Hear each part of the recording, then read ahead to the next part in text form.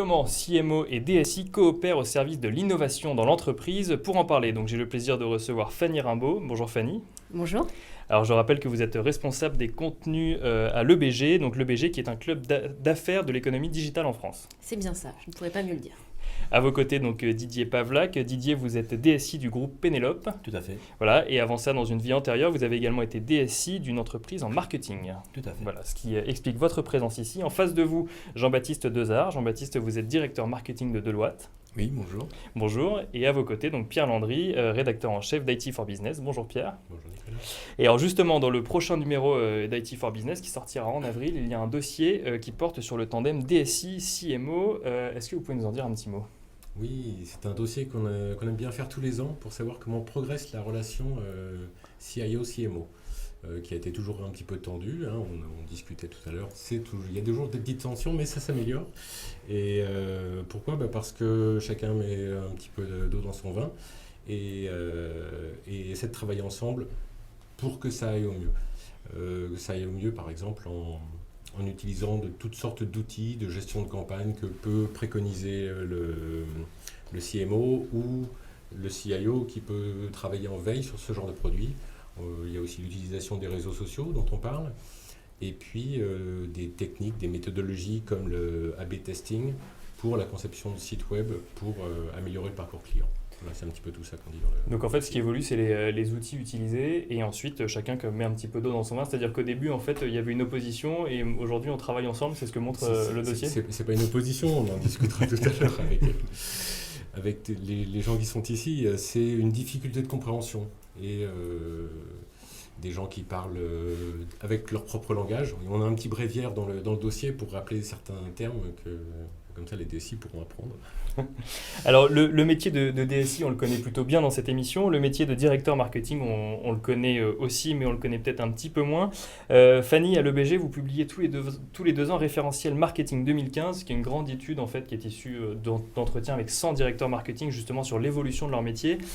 Si on devait expliquer comment a évolué le métier du directeur marketing, on dirait quoi ? Alors, non seulement on publie le référentiel de la profession du marketeur, mais également, quotidiennement, on réalise des ateliers où, justement, les directeurs marketing échangent. Donc, presque quasiment en temps réel, on a l'évolution du métier. Qu'est-ce qui a changé ? C'est vrai qu'on voit bien que la data et la technique est rentrée au cœur de la profession. On passe même d'un métier qui était lié au business, éventuellement à la créativité, aux médias, à un métier qui devient de plus en plus technique, d'où peut-être notre sujet aujourd'hui, où la relation avec la DSI est de plus en plus importante.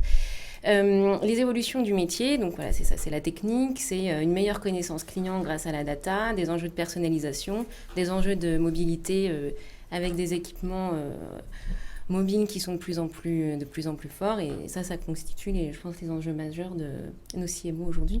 Jean-Baptiste, en tant que directeur marketing de Deloitte, le métier de directeur marketing, c'est plus de technique. Est-ce qu'on peut parler de métier quantifiable ? Oui, c'est un métier qui est de plus en plus quantifiable, qui nécessite en fait des compétences supplémentaires par rapport à l'image d'Épinal du directeur marketing, grand promoteur de la marque, proposant la campagne de pub, etc. Aujourd'hui, la question, c'est l'attention, c'est l'économie de l'attention, c'est l'engagement, la préférence. Et finalement, à la fin, on demande des résultats aux directions marketing, donc le ROI, les indicateurs, les conversions, les fréquences de visite en magasin, etc., etc. Donc un certain nombre de résultats en fait, qui sont donnés grâce à des outils informatiques que vous utilisez maintenant en fait, quotidiennement. Oui, alors ce qu'on voudrait, c'est pouvoir les utiliser sans le savoir, parce que nous, ce qui nous intéresse, c'est nos clients. Et donc, on veut développer des conversations. Donc, c'est des échanges, c'est de l'écoute, c'est de la compréhension, c'est aussi savoir offrir le bon service au bon moment. Et tout ça nécessite de mobiliser les technologies dont vous parliez, donc big data, mobilité, cloud, etc. Et donc, il faut connaître un petit peu ces technologies sans en faire des totems. C'est-à-dire que ce n'est pas en mobilisant un arsenal technologique dément qu'on va forcément améliorer finalement l'expérience de nos clients et donner des résultats attendus par l'entreprise. Et cet arsenal technologique, vous allez le chercher où, au sein de l'entreprise ou à l'extérieur de l'entreprise ?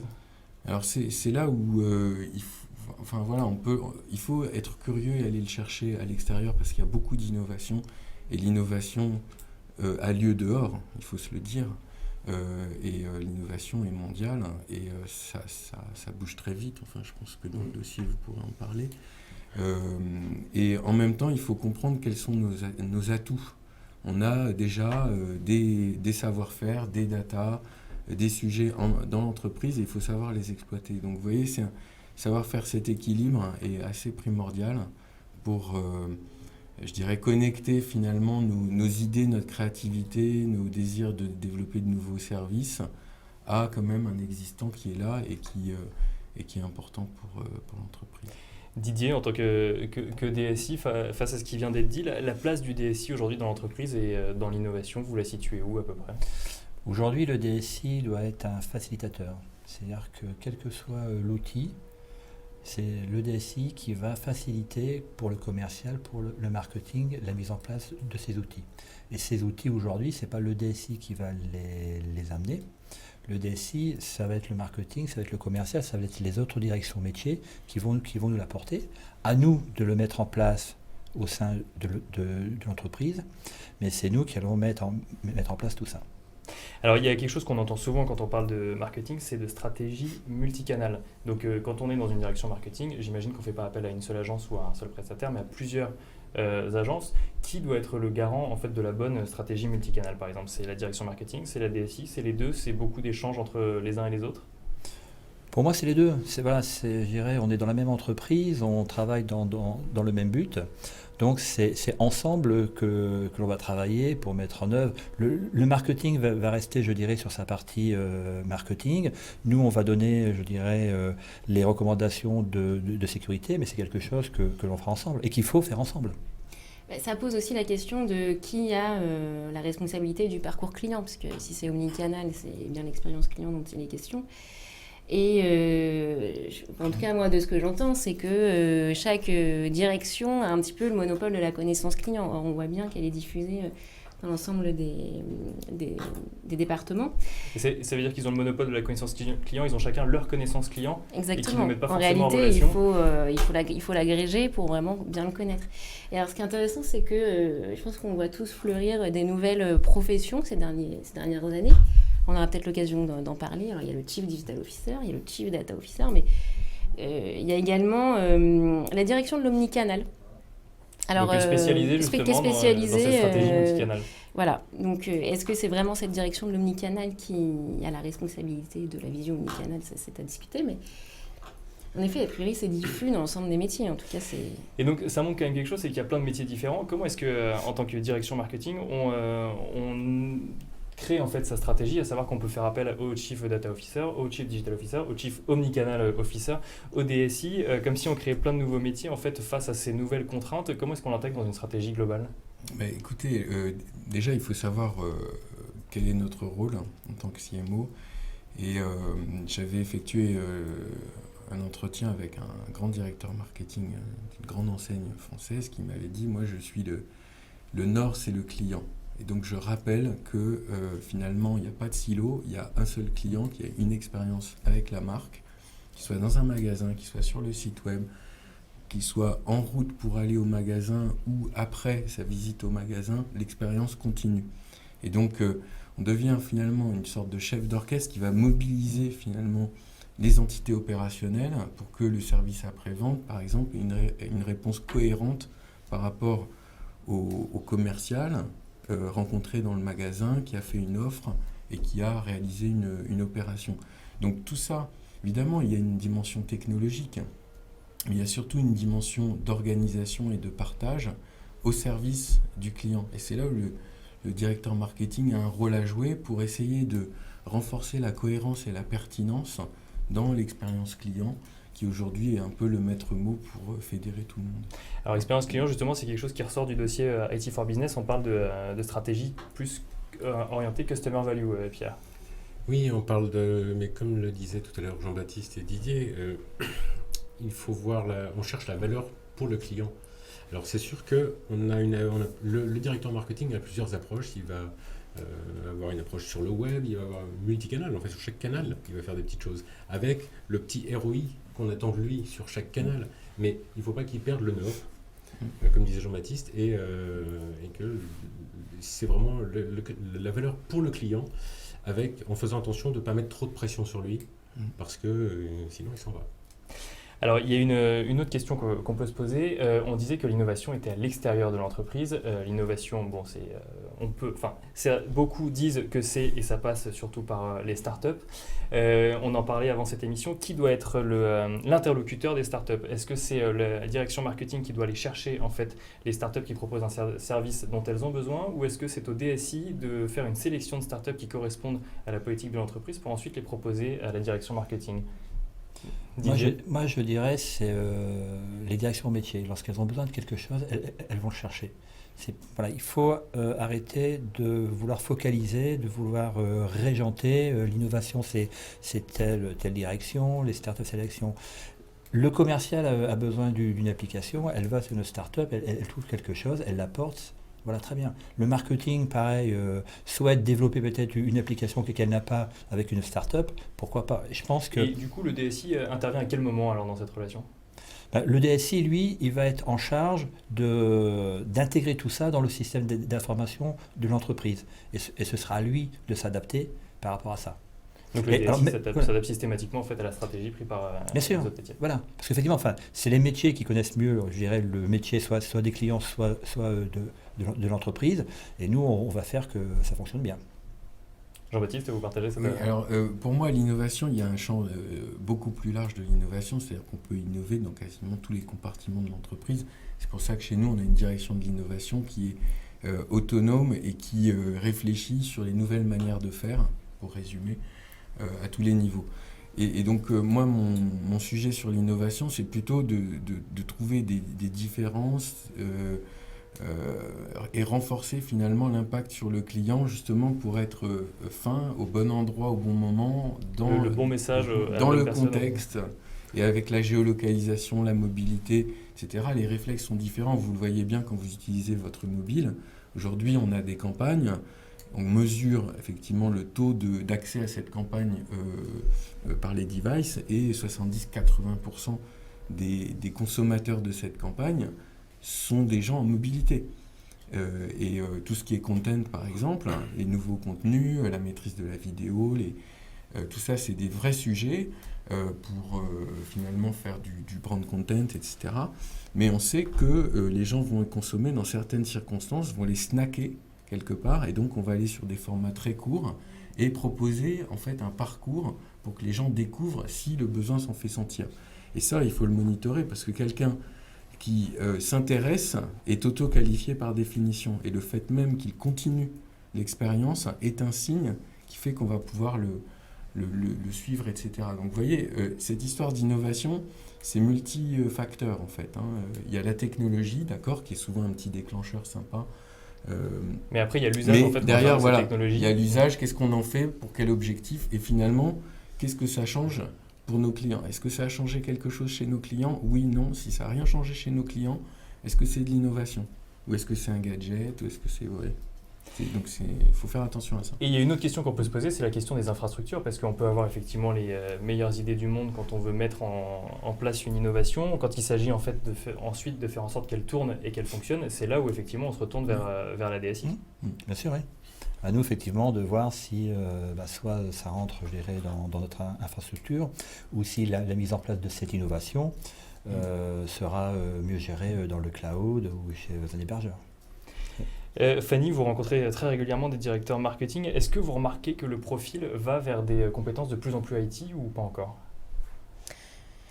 Pour l'instant, j'ai l'impression que ce qu'on observe, c'est plutôt la recherche du mouton à 5 pattes, c'est-à-dire... qui sait tout faire. Exactement, celui qui sait tout faire, qui maîtrise des campagnes médias, mais qui est à la fois un petit peu ingénieur et qui a une bonne vision business. Alors, est-ce qu'aujourd'hui, on l'a trouvé? Je ne sais pas.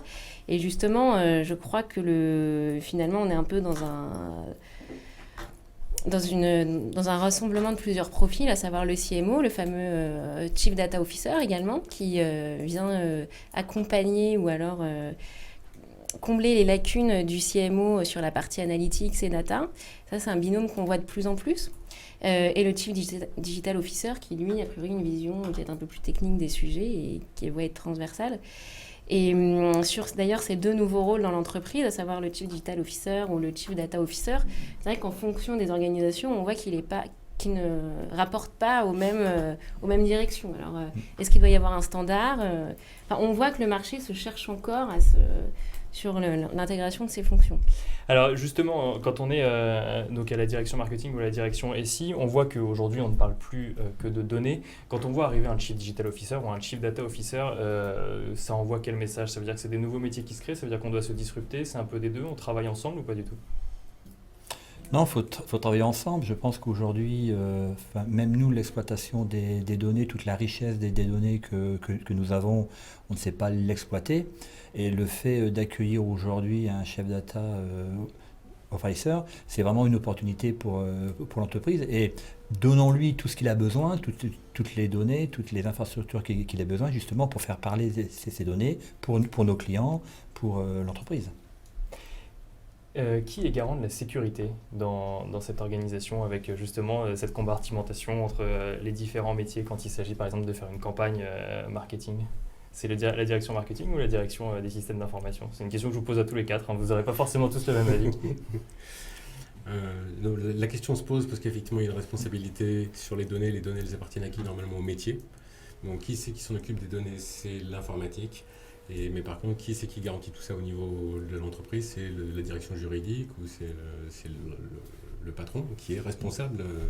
Alors maintenant, dans les faits, ça doit dépendre des entreprises. Jean-Baptiste, dans les faits, par exemple? Dans les faits, moi je pense que on est responsable. Donc c'est une responsabilité. Donc chacun a un aspect de la responsabilité. Nous, on a un aspect de... il faut être très clair avec nos clients sur ce qu'on fait de cette donnée, quelles sont les données qu'on a, comment on va les capturer. Il faut être très clair avec eux que quand ils ont demandé à être désinscrits, ils sont désinscrits. Et il faut être garant de ça et s'assurer que tout fonctionne vis-à-vis d'eux. Donc je suis encore très focalisé sur ma responsabilité vis-à-vis de mes clients.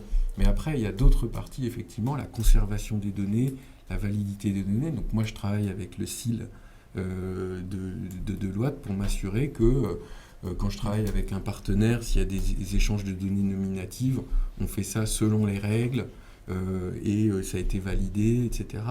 Et je fais très attention, notamment avec les équipes. Donc là, il y a une dimension de formation très importante parce qu'un fichier Excel, c'est tellement vite parti rapidement dans un email qu'on peut avoir, je dirais, toutes les bonnes intentions du monde. Et puis, vous avez un fichier qui sort et l'entreprise, le dirigeant est responsable. Et d'un point de vue de DSI, du coup? Point de vue DSI, aujourd'hui, au niveau des données, ça fait que par rapport à une campagne, par exemple, ce sera, je dirais, le métier, donc le marketing. Par contre, au DSI, aller voir, je dirais, son confrère ou sa consoeur pour lui donner les bons outils, les bonnes recommandations. Avec le CIL, même parfois donc avec le CIL, pour respecter ce qui doit être. Bon, donc on a bien compris en fait qu'il faut travailler main dans la main. La question qu'on se posait avant l'émission, c'était de savoir si le DSI avait toujours un rôle à jouer enfin pas le DSI, pardon, la DSI avait toujours un rôle à jouer, à savoir est-ce qu'il ne faudrait pas intégrer une DSI par métier plutôt que de la compartimenter carrément dans l'entreprise? Alors aujourd'hui, le métier de DSI change énormément. Moi, je suis aujourd'hui pour effectivement que les collaborateurs de la DSI aillent dans les directions métiers pour bien comprendre le métier. Avoir une DSI, je dirais, qui va s'occuper du legacy, parce que ça aujourd'hui, il faut effectivement le gérer, mais aussi avoir une partie qui va vers les métiers, vers l'innovation. Puis à minima, même si on n'arrive pas à intégrer un membre de la DSI dans chacun des métiers, il peut y avoir des choses peut-être un peu plus simples à mettre en place dans un premier temps, de rapprocher les équipes dans un espace géographique, faire des jeux de rôle type vie ma vie, on passe une journée dans le service. Pour comprendre les métiers. Pour comprendre les métiers. Et ça peut être une première étape avant d'intégrer les gens dans les équipes. Et ben merci à tous les quatre. Je vous propose pour aller plus loin de découvrir le dossier, donc le tandem CMO-CIO dans IT for Business. Et nous passons maintenant à la troisième partie de cette émission, le pitch de la semaine.